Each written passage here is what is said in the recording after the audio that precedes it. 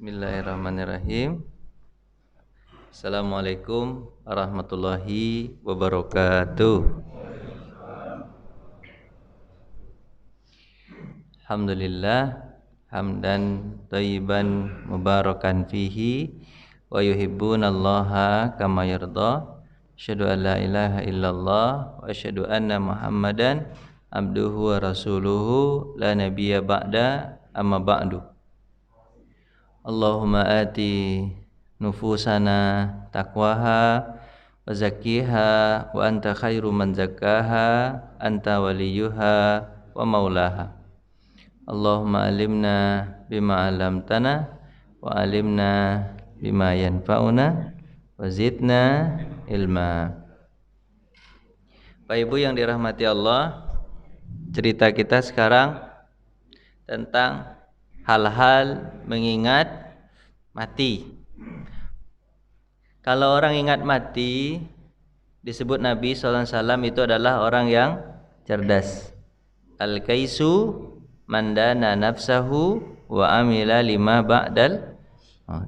Orang yang ingat mati adalah orang cerdas, kemudian dia mempersiapkan diri amalan untuk dibawa akan mati.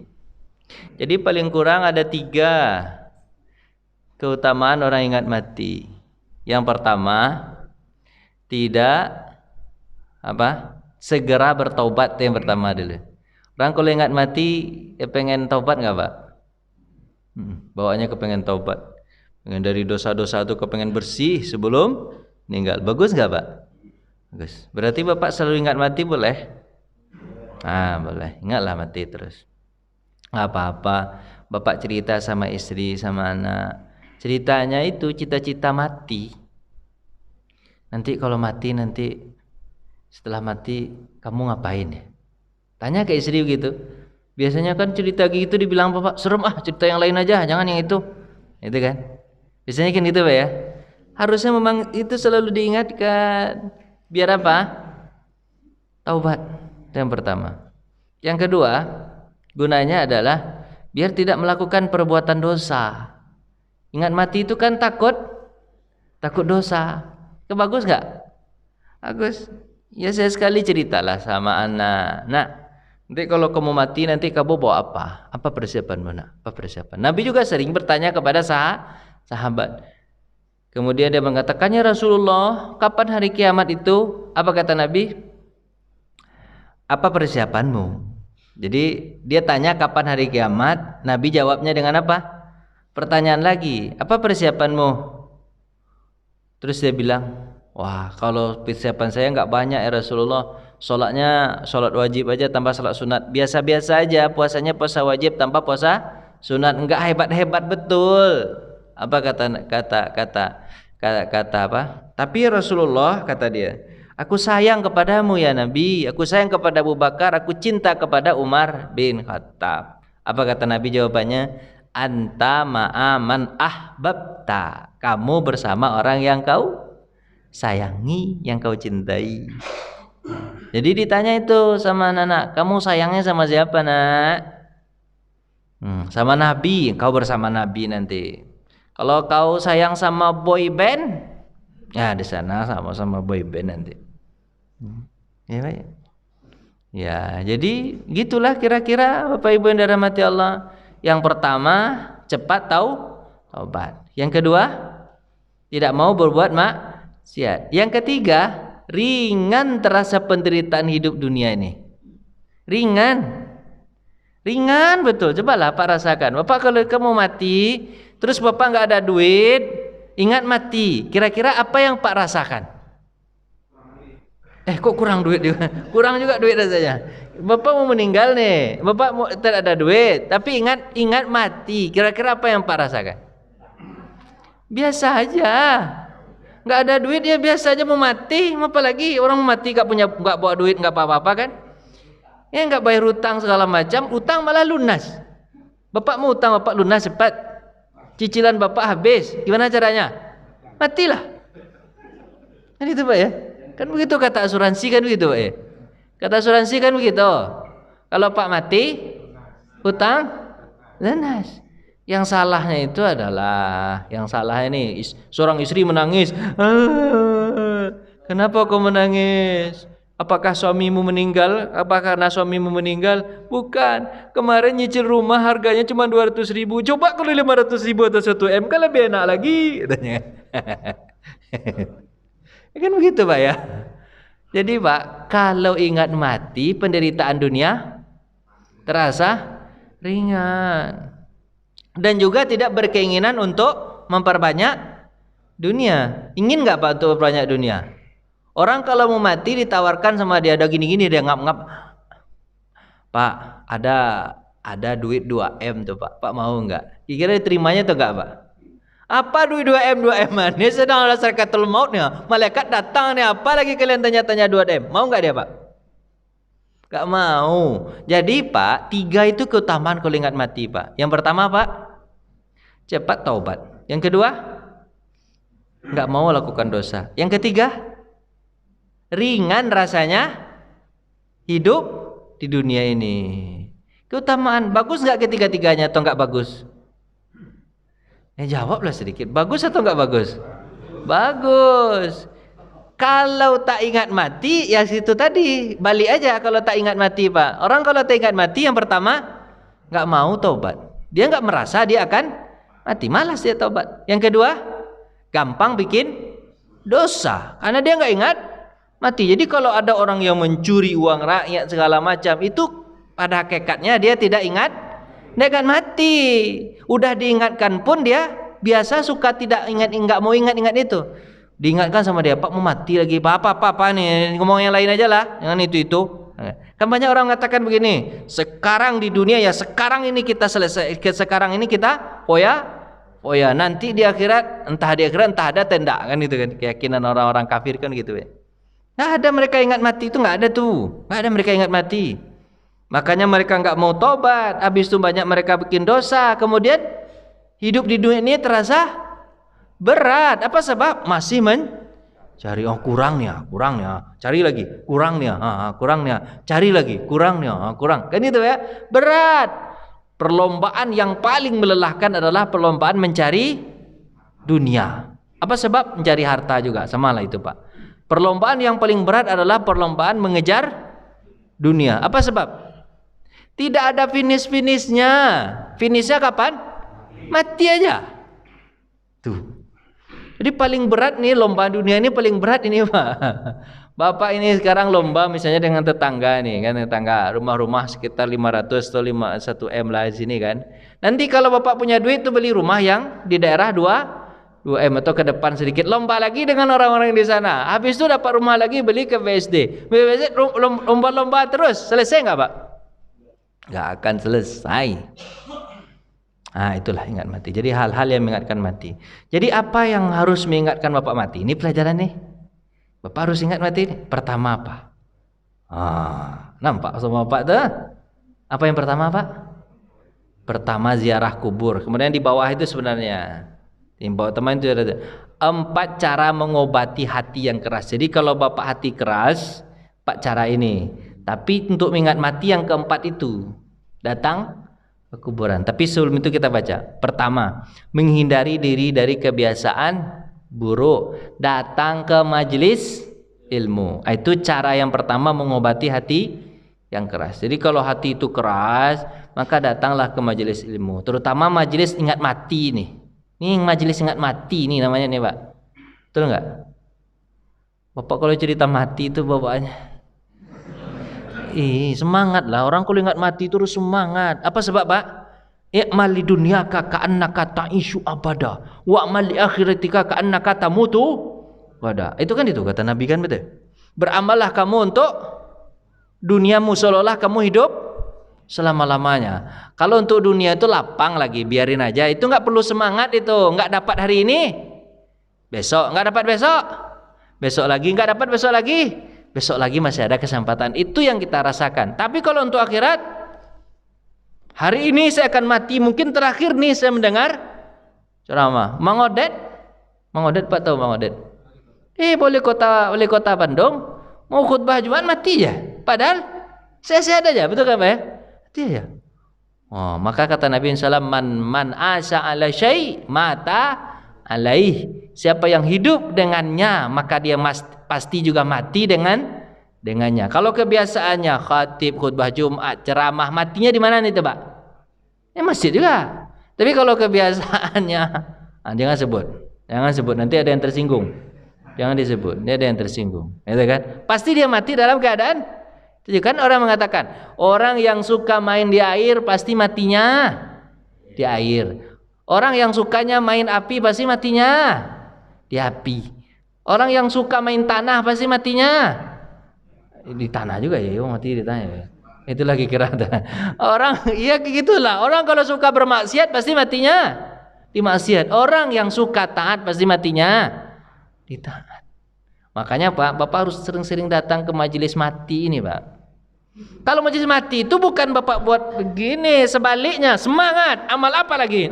Amal apa lagi nih? Amal apa yang harus dilakukan? Karena saya akan mati. Amal apa lagi? Harusnya semangat.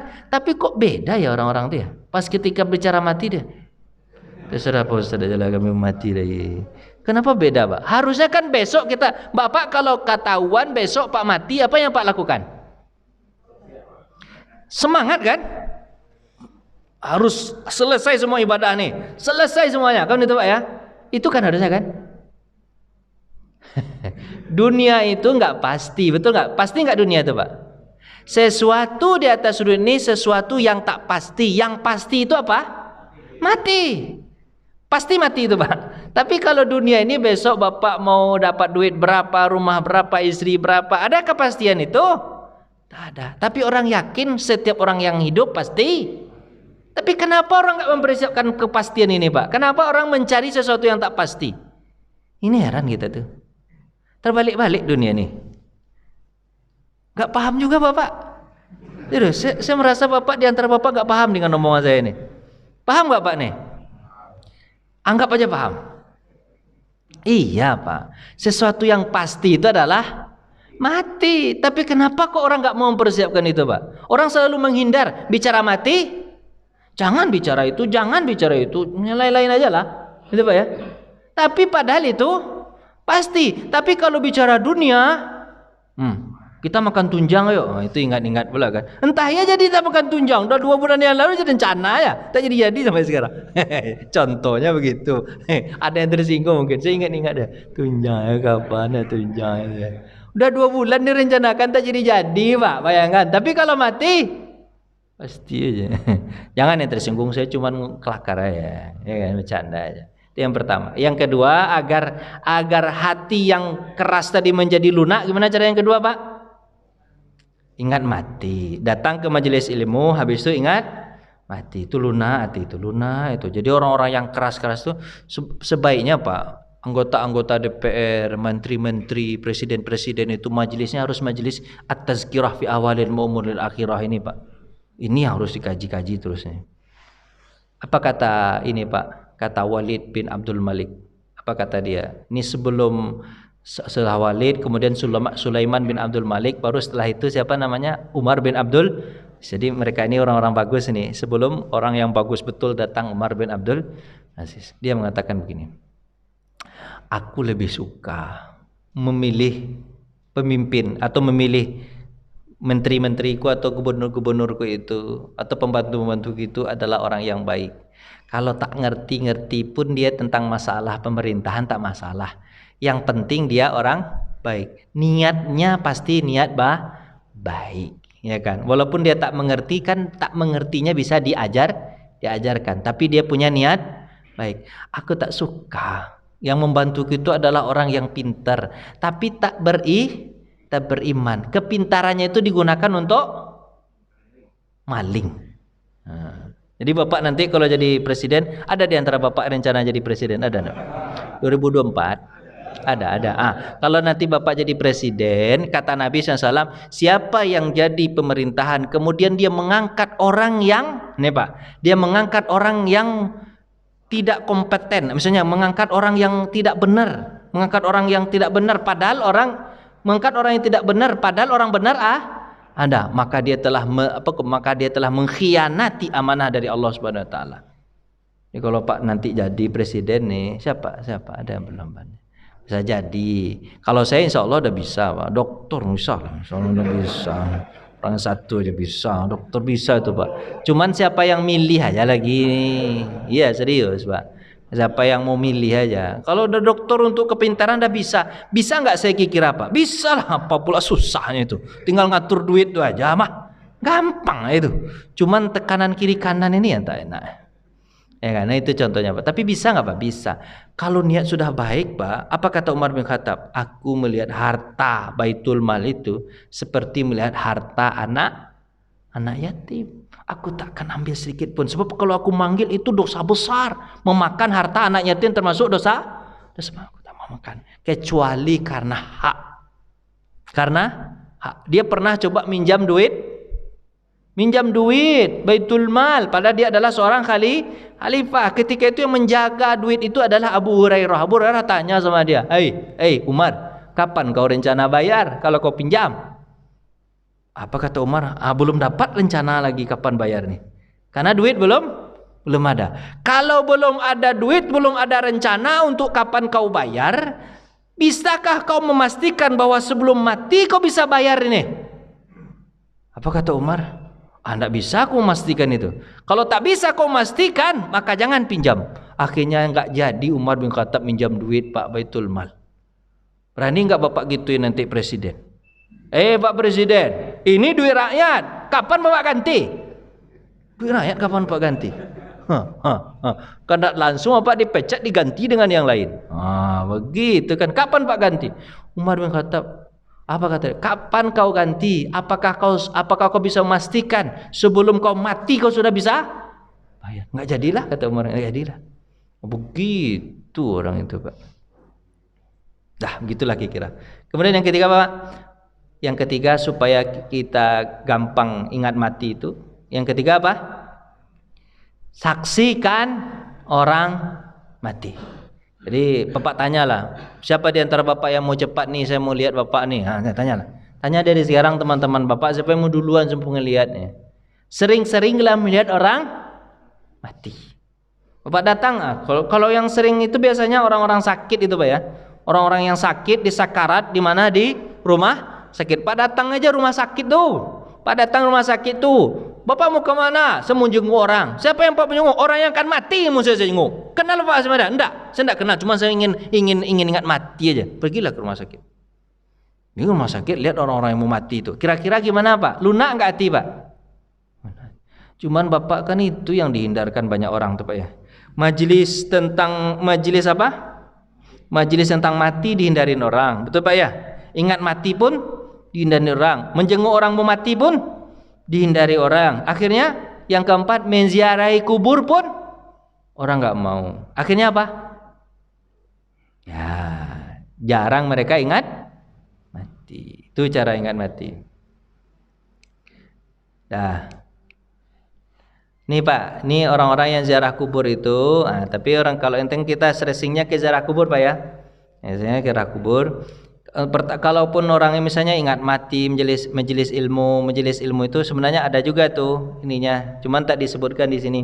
Kalau kita sebutkan juga misalnya, majelis ilmu kalau ingat mati itu ya bersihkan nih niat. Kalau ingat mati itu ya nggak apa-apa, ingat mati penting niat bersih. Terus kalau menjenguk orang akan mati itu kan menjenguk orang sakit itu kan ada lagi tuh adab-adabnya.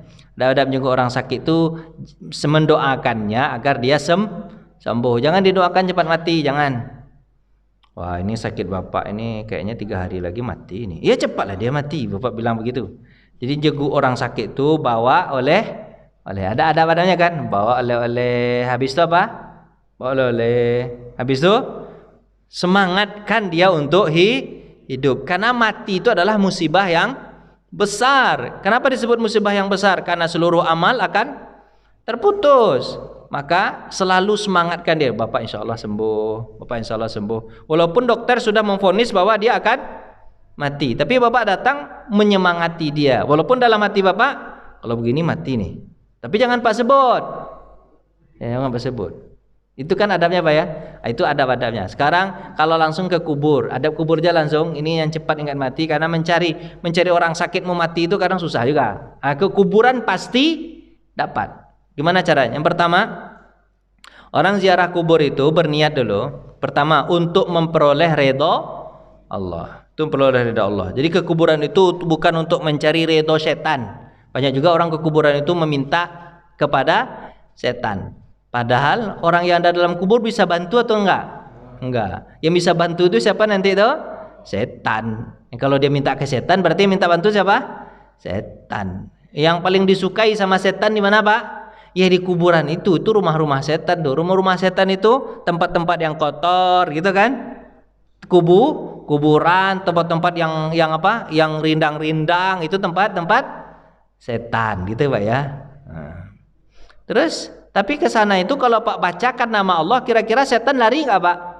Lari. Setan itu paling takut kalau diucapkan nama Allah. Apa sebab? Karena dia dulu pernah bersalah kepada Allah. Disebut nama Allah, takut dia. Bapak kira-kira pernah bersalah kepada orang itu disebut namanya, Bapak lari nggak?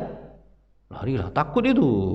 Maka Bapak ketika masuk itu Bapak Bismillahirrahmanirrahim, lari setan. Auzubillahi minasyaitonirrajim, lari setan tuh. Tunggang langgang dia lari. Kan kalau hadis Nabi mengatakan apa? Kalau azan maka setan lari terkentut-kentut. Bukan lari aja, terkentut-kentut. Kira kalau terkentut-kentut itu gimana bahasanya itu Pak? Oh itu lari tunggang langgang itu ya. Pertama dari itu Allah. Yang kedua apa? Rencana memperbaiki kerusakan hati. Jadi hati-hati yang cinta dunia itu dikikis tuh dengan masuk ke kuburan itu. Kemudian yang ketiga ada memberi manfaat kepada si mayat. Cara memberi manfaat gimana Pak? Doakan Pak ya.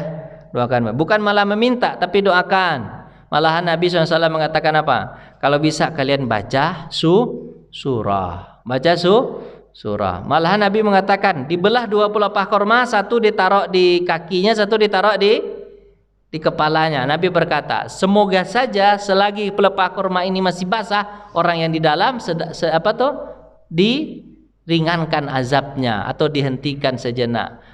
Bukanlah dia melakukan perbuatan dosa besar, kata Nabi. Kenapa dia diazab? Malahan dia melakukan dosa kecil. Apa itu?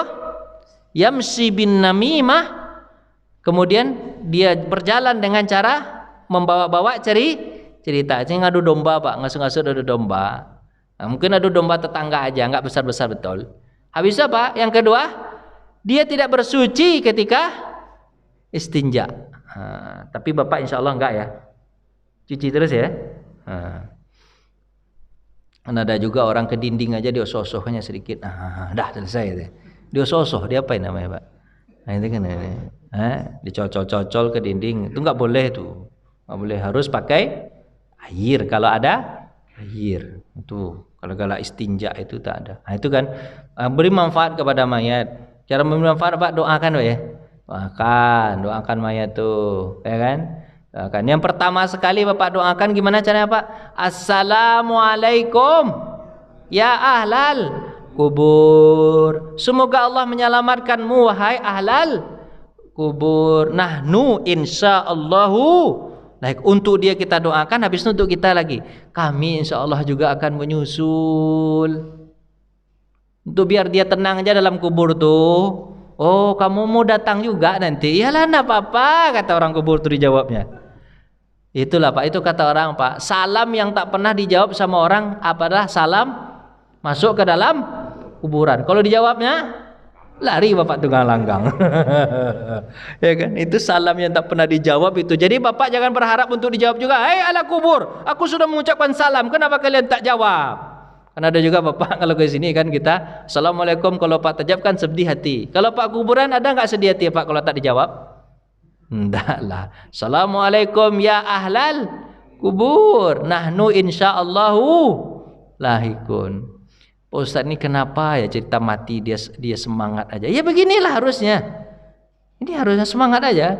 Kalau Bapak dari tadi udah begini. Sudah Pak Ustaz.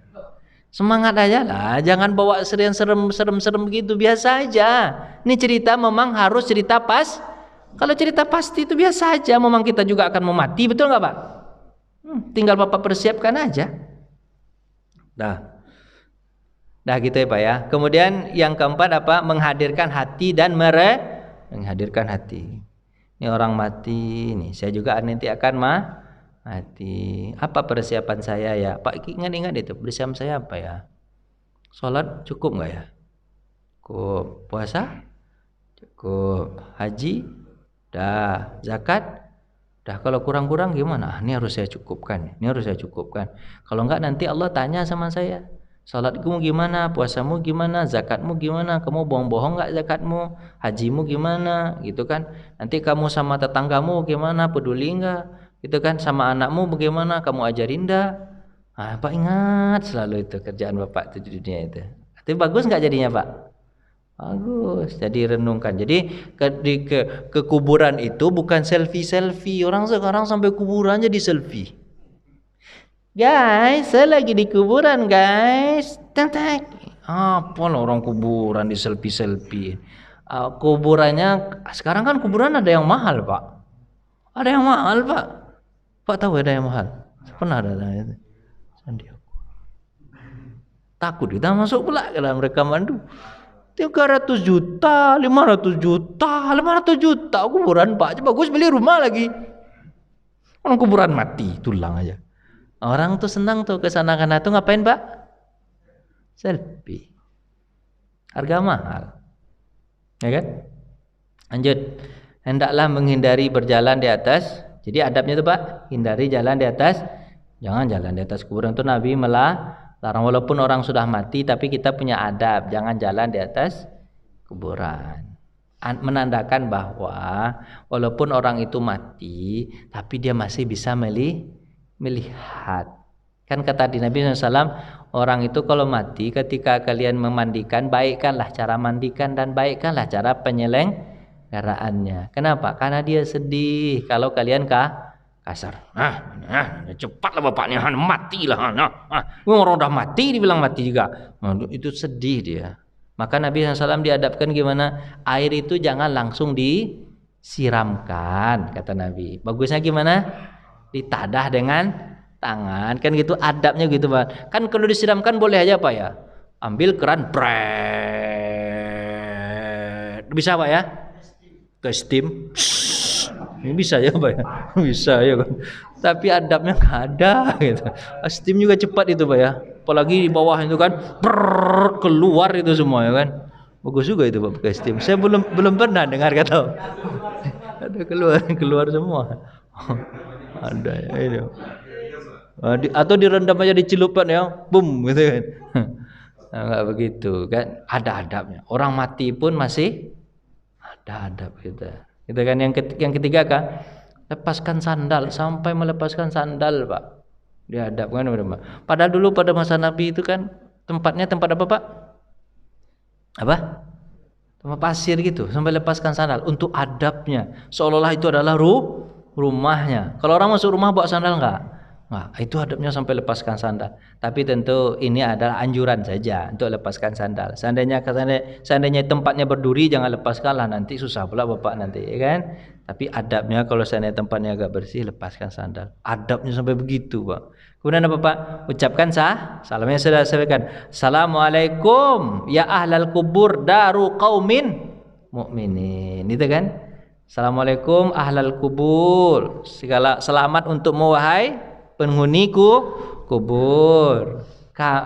Kampung orang-orang beriman. Dia anggap kampung, Pak. Kampung orang-orang beriman. Nahnu insyaallahu lahikun. Insyaallah kami juga akan nyusul kalian. Ya.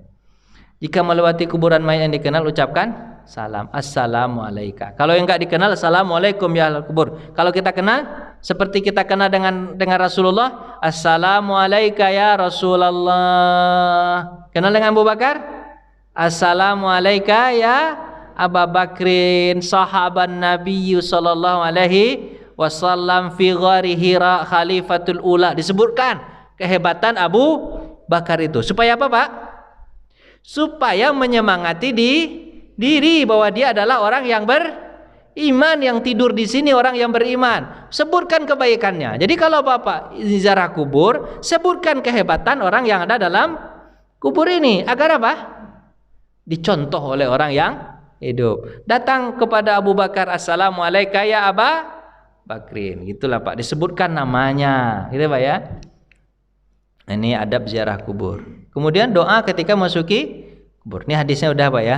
Udah saya kitakan. Ini sudah kita bacakan tadi hadisnya sama ya. Semoga Allah merahmati orang yang terdahulu dan orang yang akan datang kamu. Sungguh-sungguhnya kami. Nah, ini doa-doa tambahannya.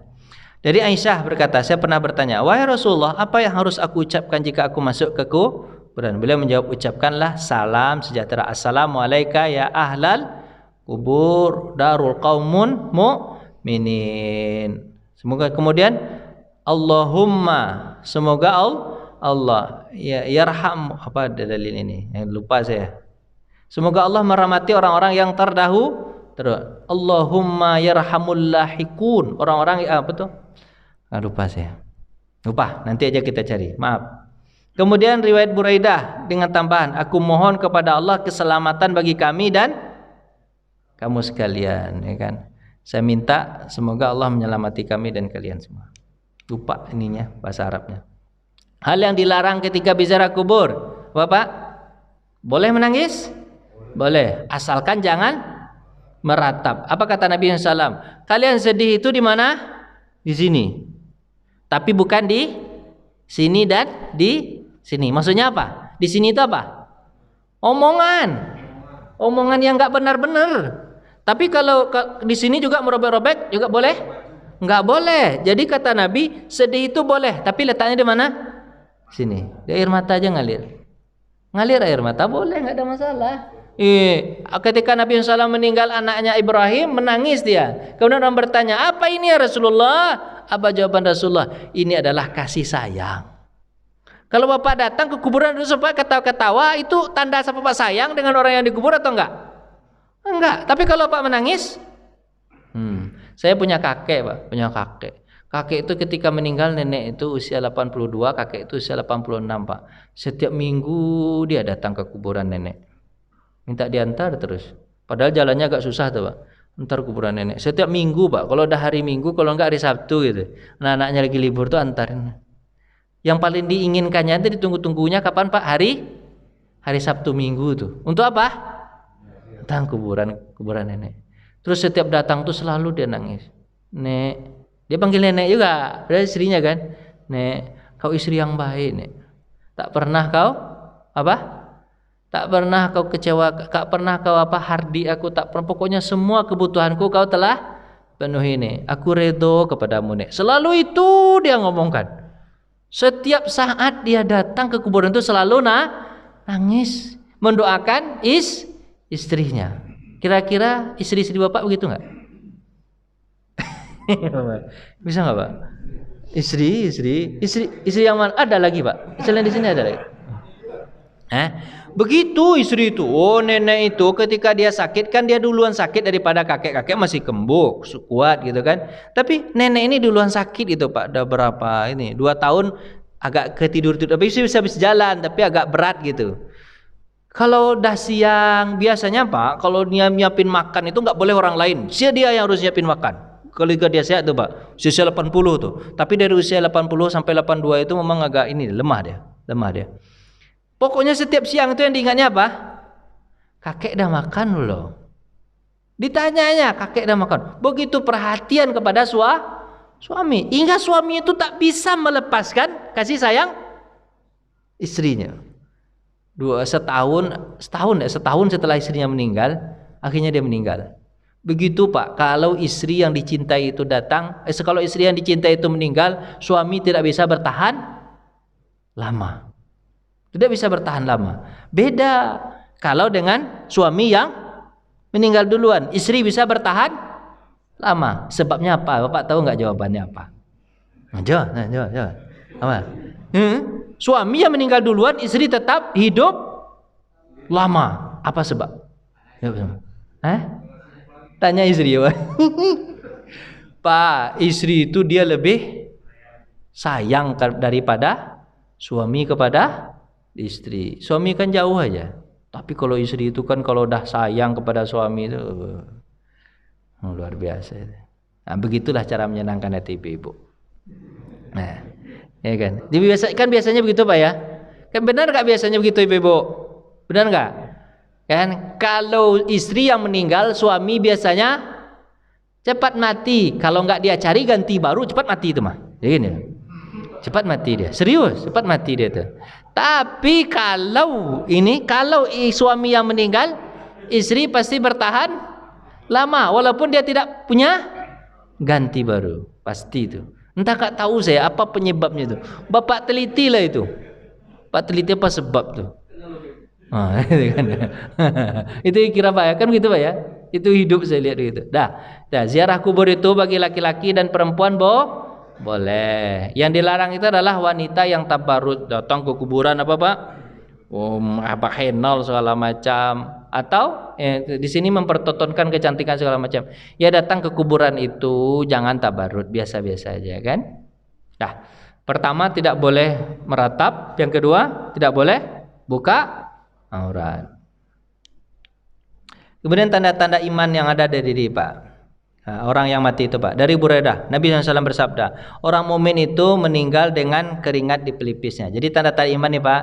Ini kalau Bapak lihat orang meninggal, tadi datangi orang yang akan mati. Jadi kalau orang akan mati itu Pak, biasanya dia berkeringat di pelipisnya. Nabi Muhammad SAW, ketika akan meninggal dunia, gimana Nabi Muhammad? Berkeringat, malahan panas badan dia, panas tinggi luar biasa. Kemudian dia berkata kepada Aisyah, ambil air. Diambilkan sama Aisyah air, diceduk sama Nabi, dibasahkan kepala. Apa sebab? Panas, berat, sakit. Mungkin badan dingin, tapi terasa panas dingin badan tuh. Kemudian apa Nabi berkata dalam hadis itu kan? Ya Allah, apakah seberat inikah mati?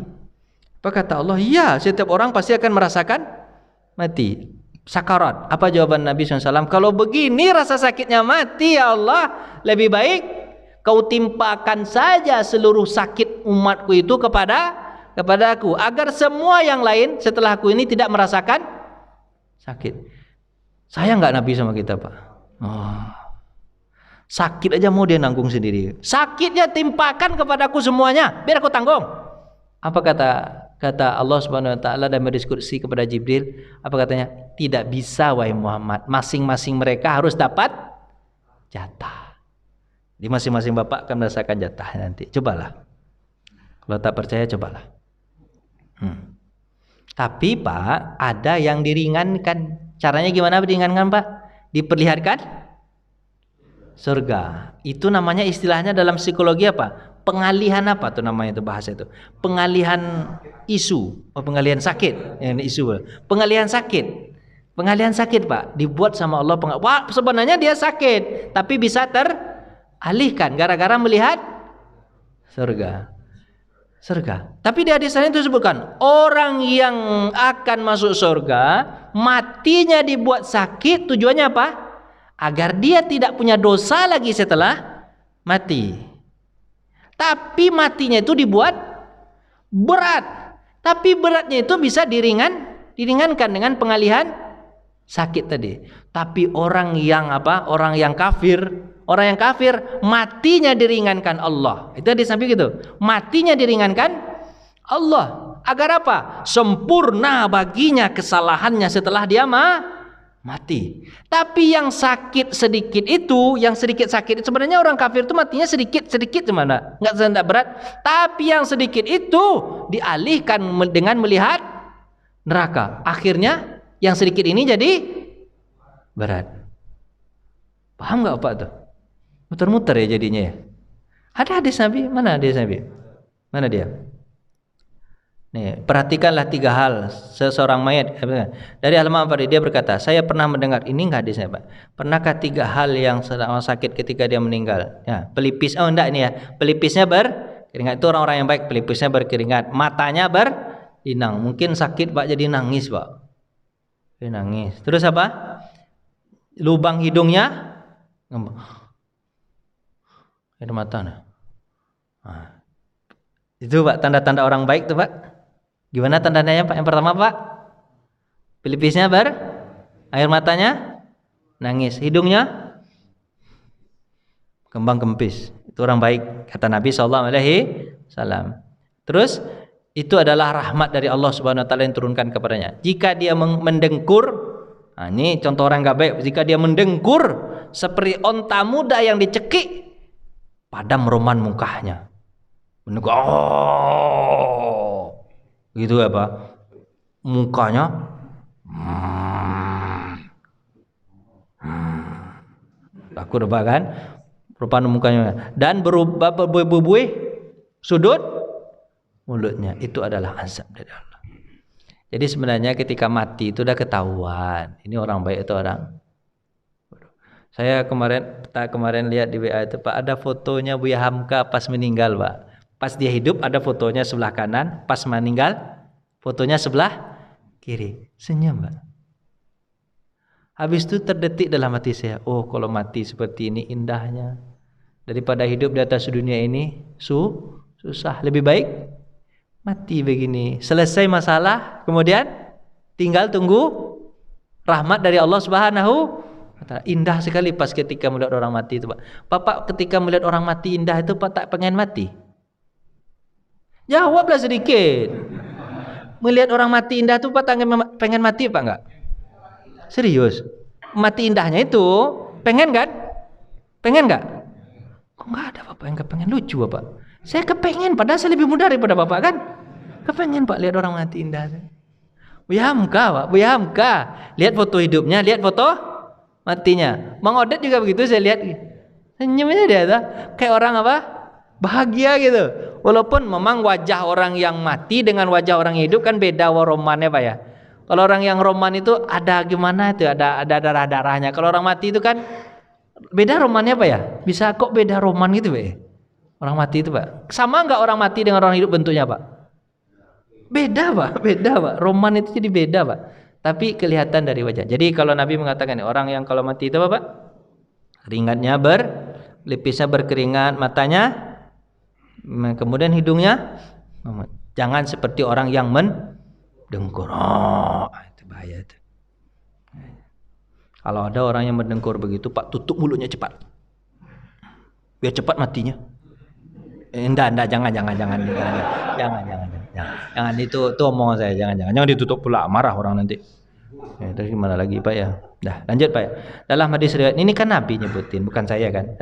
Kematian orang mukmin itu bisa ditandai dengan keringat di pelipis, masih ada padanya sisa-sisa dosanya, maka Allah kurangi saat dia meninggal dunia. Padahal di hadisnya mengatakan Bapak nih, hadisnya nih. Mas Ibrahim dari Abdullah, dia berkata Rasulullah SAW, sesungguhnya nyawa orang mukmin itu keluar seperti keringat, ada keringatnya, sedangkan nyawa orang kafir itu dihunus seperti dihunusnya nyawa keledai.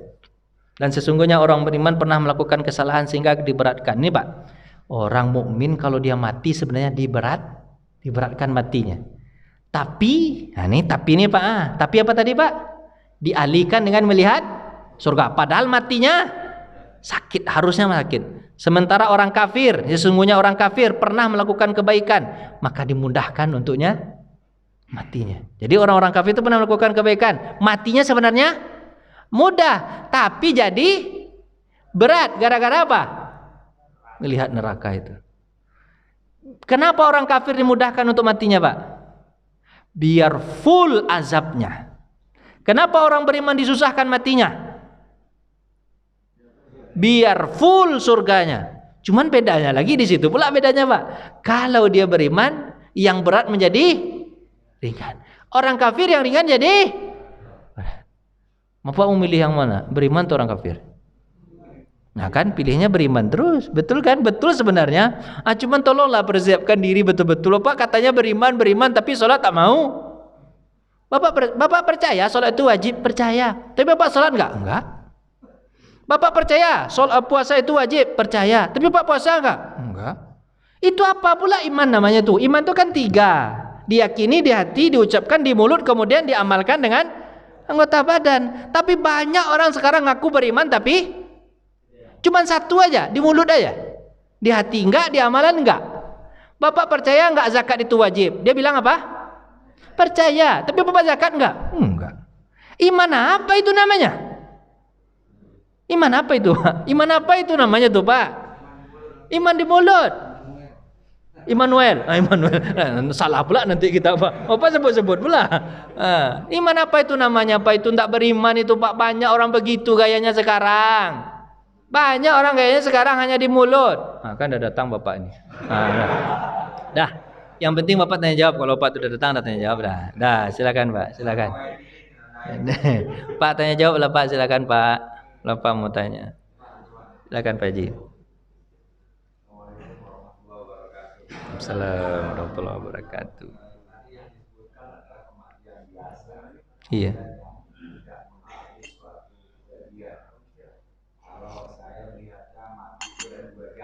Iya.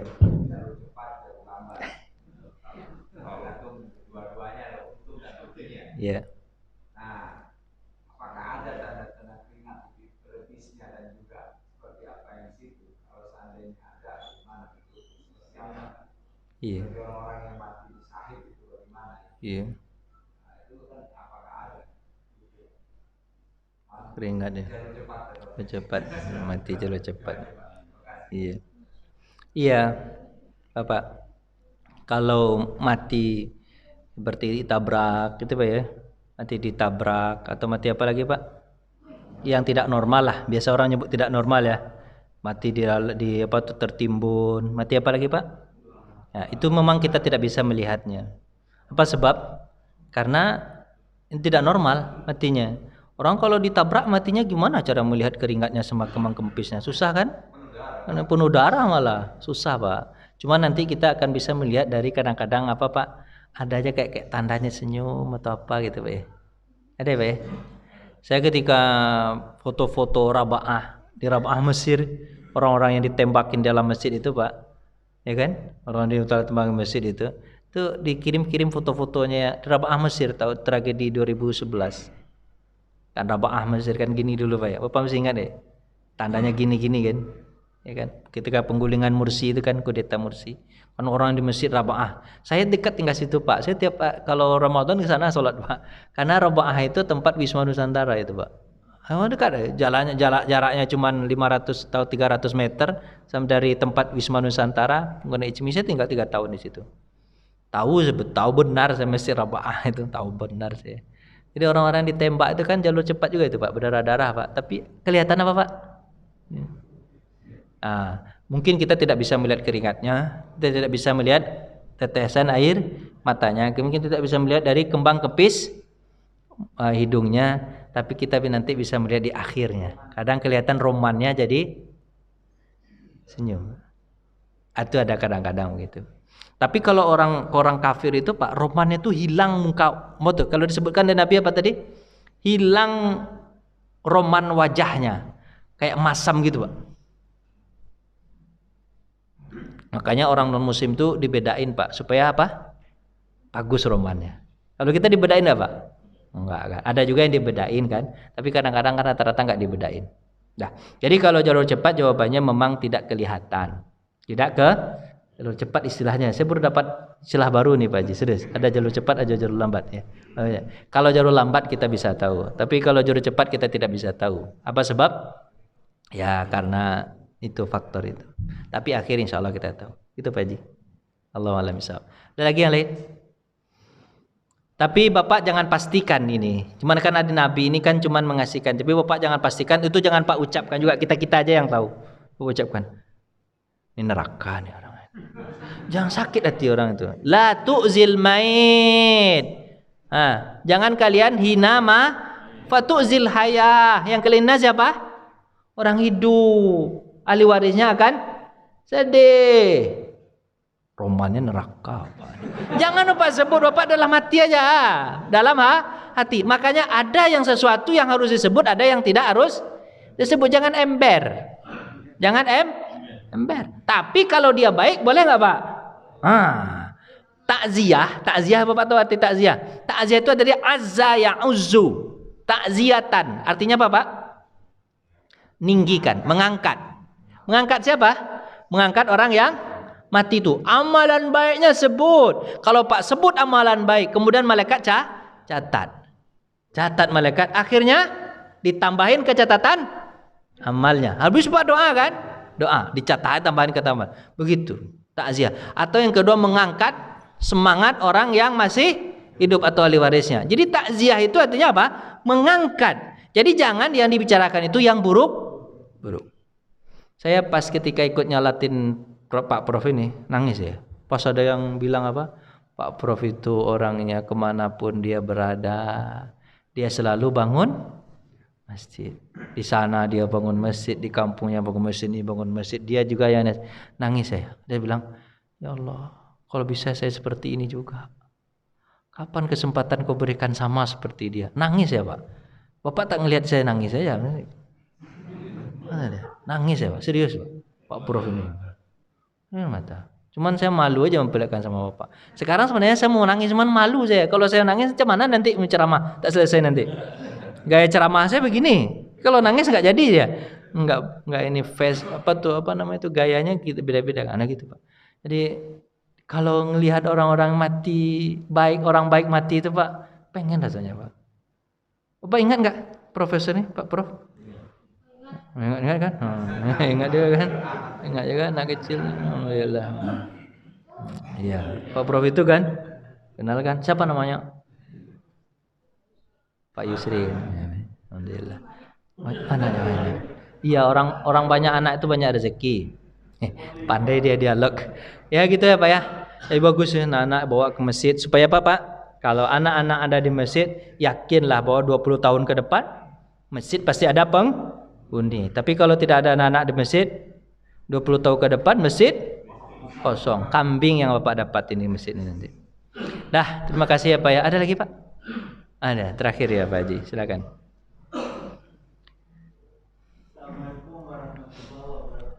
Waalaikumsalam warahmatullahi wabarakatuh.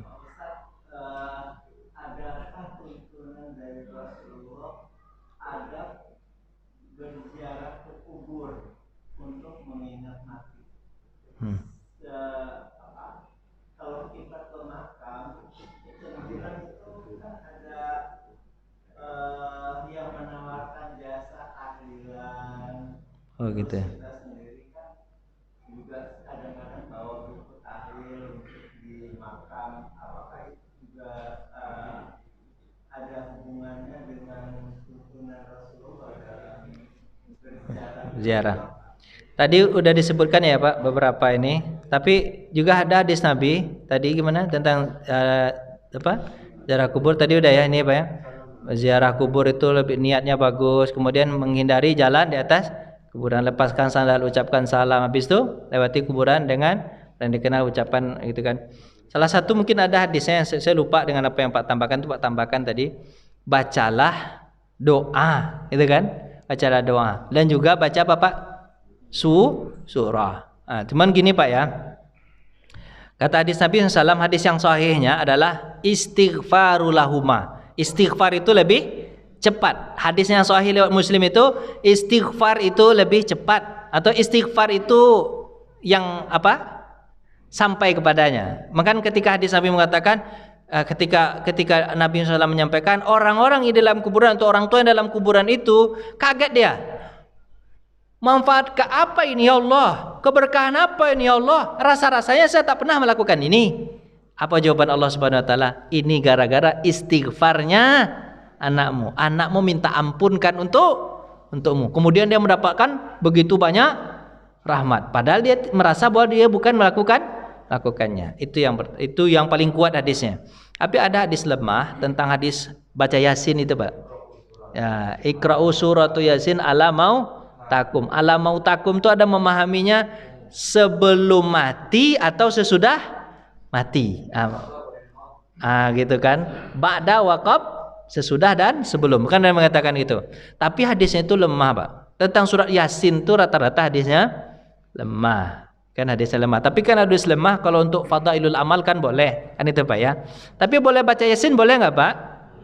Boleh, enggak ada masalah. Cuman hadis yang kuatnya apa Pak? Istighfar. Istighfar untuknya. Itu hadis yang paling kuat itu Pak. Doa istighfar itu hadis yang paling kuat. Tapi kalau Pak baca Yasin boleh enggak Pak? Boleh, enggak ada masalah. Bapak baca seluruhnya di sana di kuburan itu bagus. Atau Bapak baca di rumah sebagiannya juga bagus, baca 10 ayat karena banyak nyamuk misalnya kan, tempat itu kotor, nyamuk banyak, 10 ayat aja dapat, habis itu nggak kuat lagi nih, ini DPD pula gara-gara ini nanti. Bapak pulang, habis itu Pak lanjutkan di rumah, sampaikan kepadanya. Gitu Pak ya? Ya Pak. Ya Pak. Kalau di zaman Rasulullah waktu di Madinah, dari 1000 orang yang meninggal, kalau rata-rata 999 bisa mengucap la ilaha illallah. Tapi ada satu yang nggak bisa, jebol satu Madinah. Kenapa dia nggak bisa jebol? Tapi di hari ini kembali gitu kondisinya. Dari 1000 orang yang meninggal, mungkin hanya satu atau dua bisa mengucap la ilaha illallah. Karena itu dijanji Allah, pada saat dari ayatnya Rasulullah, dijanji masuk surga. Ternyata sisanya banyak 900 sekian itu nggak bisa mengucap la ilaha illallah. Itu kenapa? Hadis tadi tuh Pak, man mata alai syai, man asya alai syai mata alai. Siapa yang hidup dengannya, maka dia mati juga dengannya. Kalau kebiasaan sehari-harinya la ilaha illallah, asyhadu alla, yang baik-baik keluar Pak, pasti ketika akan mati akan baik. Kenapa? Karena orang akan mati itu Pak nggak sadar Pak. Apa tuh Pak? Apa tuh Pak? Pikirannya itu gimana Pak? Sakarat itu jadi mabuk. Nama berasalnya dari sakara Pak ya. Sakara itu katanya mabuk Pak. Ingat Pak. Ingat. Jadi orang yang sudah di luar apa itu Pak ya? Di luar dari kendali dia Pak. Di luar dari kendali dia, sakau. Sako bahasanya itu Pak. Sakara itu begitu Pak. Sakara itu berasal dari sakar. Sakar itu mabuk Pak. Jadi kalau kebiasaan dia ucapan yang baik-baik, maka keluar yang. Tapi orang kalau lagi mabuk, yang biasanya buru-buru pasti keluar yang buru-buru. Jadi Bapak tidak bisa berharap untuk hafalan ketika itu Pak. Hafal sekarang la ilaha illallah, Pak tempel di rumah Bapak besar-besar la ilaha illallah. Nggak ada guna. Apa sebab? Hilang ingatan. Hilang ingatan. Makanya Pak, kita orang yang hidup, ngapain caranya Pak? Tanggung jawab kita orang hidup ngapain Pak?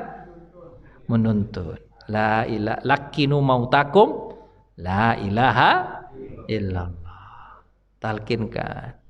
Ya tapi tidak dipaksakan Pak.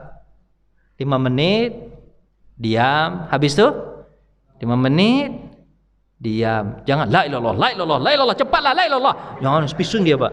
La ilaha illallah. Ya pelan-pelan ketika mana ini. Tuh ya. Kaget dia nanti. Jadi begitu Pak ya. Jadi Pak, ya sakarat itu artinya mabuk segala macam. Terus Pak hilang ingatan tuh Pak. Makanya Pak tak bisa kita minta tolong pas ketika mati itu kecuali hanya kepada Allah Subhanahu wa taala. Enggak bisa Pak. Minta tolong sama istri, minta tolong, enggak bisa minta tolong. Siapa minta tolong? Nabi pernah ditanya, Rasulullah kok bisa ya orang sakarat di sini, terus orang yang sehat di sini, dia tidur sama-sama, padahal sama-sama tidur. Tanya suami istri, yang akan diangkat, yang akan dimatikan dulu adalah suaminya, padahal sama-sama tempat tidur. Tapi istrinya tidak merasakan apa-apa, suaminya heboh sendiri. Kok bisa begitu Pak? Ya begitulah kira-kira. Tak bisa ada yang nolong Pak. Rahasia Allah Subhanahu wa taala. Dan malaikat tidak pernah salah. Ini yang dicabut dulu. Salah. Maaf ini. Enggak ada itu cerita salah itu. Ada cerita salah itu. Enggak ada cerita salah. Pasti benar. Gitu Pak ya. Jadi ada Pak ya. Jadi kalau di Madinah dulu pada masa Nabi yang susah mengucapkan la ilaha illallah itu cuman ada satu riwayat itu Pak. Siapa namanya? Alqamah Pak ya. Alqamah gara-gara setelah dia menikah tidak lagi menjenguk orang tuanya. Sakaratnya luar biasa tuh Pak ya. Nabi mengatakan jemput ibunya. Ibunya bilang, aku tak mau datang. Sakit hatiku. Pas ketika dia menikah dia tak pernah lagi datang kepadaku. Nabi bilang, sampaikan kepada ibunya. Kalau ibunya tidak memaafkan, maka anaknya dimatikan dengan cara dibakar. Padahal sebenarnya Nabi nggak mau juga bakar. Mana pernah ada Nabi. Cuma nakut-nakutin aja, ngancam-ngancam. Sok terapi kepada ibunya. Kalau seandainya anak ini tidak dimaafkan, maka dia aku konsep bakar. Tergopoh-gopoh ibunya. Datang, jangan bakar ya Rasulullah, ini anak saya. Tuh, sayangnya orang tua sama anak. Jangan bakar Rasulullah, walaupun hatiku sakit, tapi nggak apa-apa, aku maafkan. Pas itu, makanya Bapak jangan jahat sama ibu ya. Bersama ayah jangan jahat. Bahaya nanti matinya susah. Ada hadis Nabi bilang apa? Nabi SAW. Hadis Nabi SAW bilang apa? Ya Rasulullah, apakah saya harus berbuat baik kepada orang tua walaupun orang tua saya itu zalim kepada saya? Apa jawaban Rasulullah SAW? Naam walau zalamaka. Walaupun dia menzalimi. Misalnya habis dilahirkan Pak ditinggal Pak. Tak dia apa-apain. Atau habis dilahirkan ditinggal tapi tak dirawat, dia kasih makan, dia kasih minum segala macam. Ngap-ngapkan anak tu Pak. Ngap-ngapkan dia Pak. Tapi apa kata Nabi SAW? Walaupun dia zalim kepadamu, tetap saja kau harus berbuat baik. Artinya apa Pak? Dalam konsep ini Pak, saya memahaminya, hikmahnya apa? Hikmahnya adalah tidak ada cerita orang tua salah. Selalu orang tua benar di situ. Tak ada cerita kayak di film-film itu Pak. Kan orang banyak di film-film itu Pak, yang selalu ngalah siapa? Orang tuanya. Selalu ngalah orang tuanya. Habis itu orang tuanya sok-sok jadi kata-kata yang puitis atau kata-kata pahlawan. Enggak apa-apa nak, kamu mau sekolah di mana saja, ayah dan ibu ikut aja. Itu omongan apa itu? Bukan cerita Islam. Islam itu ceritanya apa? Kau harus ikut sama ayah dan ibu. Walaupun ayah dan ibu itu zalim, tetap saja dia harus baik. Kalau kan karena kata dalam film-film itu Pak, misalnya kalau dia mencari apa tuh pasangan hidup, mau cari suami atau mencari istri, habis itu dia tidak mau dipasangkan dinikahkan dengan pilihan orang tuanya, dia lari dengan pacarnya. Akhirnya yang salah siapa? Orang tuanya. Akhirnya orang tuanya berkata sok-sok bagus itu, sok-sok bijaksana, bilang apa? Enggak apa-apa nak, setelah kamu aja, ayah dan ibu ikut kamu aja. Nggak ada cerita ayah dan ibu ikut sama anak. Begitu pula Islam mengajarkan Pak. Nggak ada cerita. Anak harus ikut ayah dan ibu. Ini pilihan ayah dan ibu. Walaupun pilihannya salah Pak. Walaupun salah pilihannya, tetap harus berbakti kepada orang tua. Begitu Nabi mengatakan Pak. Orang tua dalam konsep Islam tidak pernah salah. Walaupun dia kafir sekalipun tidak pernah salah. Itu harus Pak terapkan kepada anak Bapak. Jangan Bapak ngalahnya. Kalau Bapak ngalah ini malah petaka kehidupan dunia. Ya kan? Sok-sok bijaksana itu, terserah kamu aja nak. Pak, yang lama hidup di atas dunia siapa? Bapak atau anak Pak? Kita lah. Bapak kalau memilihkan sesuatu kepada anak, yang terburuk atau yang terbaik? Pasti yang terbaik, tak mungkin yang terburuk. Walaupun kadang-kadang ilmu Bapak kurang. Ilmu kita sebagai orang tua kan kurang. Kita kepengen anak kita pesantren aja, anak kita ngelawan kan gitu. Nah kita ngelawan. Betul kan? Dia kepengen jadi arsitek misalnya. Jadi arsitek. Kalau dia negosiasikan dengan kita terima nggak Pak? Terima misalnya. Ya, jangan begitulah. Jangan ke apa? Jangan kemana? Pesantren. Pesantren itu saya nggak ada ininya. Apa namanya itu? Ngafal Qurannya susah. Nggak itu. Nggak fan. Nggak ada. Nggak apa tuh? Nggak fashion saya. Nggak fashion saya. Saya fashionnya di mana? Gambar. Bikin bangunan itu keinginan saya. Ya, kalau ingin jadi ini saya masih tetap sholat. Kan keinginan orang tua gitu. Masih mau puasa, masih mau zakat, masih tutup aurat. Ya, bolehnya. Kalau kita diminta oleh anak baik-baik begitu, terima nggak Pak? Terimalah. Tapi ajaran film sekarang, ajaran itu sekarang selalu ayah yang ibu yang ngalah. Kalau ajaran Islam tak boleh ayah ibu ngalah, tak boleh. Kalau ngalah ibu daya ini malah petaka dunianya. Nabi mengatakan itu, walau zalamaka, walaupun dia zalim kepadamu, kamu tetap berbuat baik kepadanya. Kamu harus ngalah kepada orang tua. Sekarang terbalik Pak. Yang terbalik apa? Orang tua yang ngalah sama anak. Terbalik dunia ini. Tak boleh Pak. Orang tua kita tak boleh kita. Saya ketika mau nikah sama istri saya bilang gitu, nggak apa-apa lah, masuk rekaman nggak masalah. Istri saya Pak, saya bilang, orang tua saya tak sekolah. Saya bilang sama calon saya itu, orang tua saya tak sekolah, SD aja enggak sekolah. Ada ibu saya sekolah Pak, 2 bulan, kelas 1, habis itu keluar. Orang-orang masa penjajahan begitu susah. Orang lahir tahun 45 segala macam, enggak ada sekolah. Ibu saya sekolah Pak, 2 bulan Pak, SD kelas 1. Itu pun sambil jualan kerupuk kata dia. Sambil jualan kerupuk disuruh sama orang tuanya. Kalau ayah saya tak pernah sama sekali. Kenapa? Karena ayah saya tuh ayahnya mati ditembak Belanda. Kakek saya pejuang Pak. Jadi jangan lupa salah-salahkan saya ini tidak Pancasilais. Tidak Pancasilais apa? Kakek saya pejuang, mati dia dalam Belanda nih. Mati dia tembak Belanda. Apa bilanglah saya tak benar? Kakek saya mati tembak Belanda Pak. Gara-gara itu ayah saya tidak sekolah, tak tahu baca tulis Pak. Saya bilang sama calon istri saya, gini ayah saya, dia tak bisa tulis, dia bisa baca, dia hanya bisa bicara ala kampung. Ala kampung. Ibu saya ini ala kampung, dia nggak sekolah segala macam. Tapi saya sayang kepada mereka berdua. Bisa nggak nanti kau ketika jadi istri saya sayang kepada mereka seperti saya sayang kepada mereka berdua? Bisa nggak? Kalau bisa, ayo. Apa jawaban dia? Insya Allah saya akan sayang kepada orang tuamu tanpa syarat seperti kau sayang kepada orang tuamu. Baru saya terima. Sebelum itu ada yang datang Pak, ada yang datang juga. Kan orang preman itu didatangi laki-lakinya Pak. Saya tanya, ini datang, ada yang dibelilah. Nah, saya tanya Pak sama dia, saya tanya Pak pas gitu itu saya tanya, orang tua saya begini begitu begini itu, apa jawaban dia Pak? Kalau dia baik sama saya baik sama dia. Kalau dia tak baik sama saya, bagaimana saya mau baik sama dia? Habis itu saya datang ke dapur, saya panggil mak saya, mak jangan terima orang tua, buang dia jauh-jauh. Segituin, jangan terima, buang jauh-jauh. Kita sayang kepada orang tua tanpa syarat karena dia adalah surga dan neraka kita. Tak ada cerita kita yang tidak ada cerita orang tua ngalah, kita harus yang ngalah. Saya bilang kepada calon istri yang saya terima ini, saya bilang apa? Orang tua saya, kalaupun dia salah, dia harus benar. Tidak boleh orang tua saya bilang salah. Kita yang harus ngalah. Apa sebab? Karena kita terpelajar. Kita sudah sarjana. Yang harus ngalah siapa? Kita, bukan orang tua. Orang tua saya tak bisa ngalah. Apa sebab? Dia orang kampung, dia tak ngerti.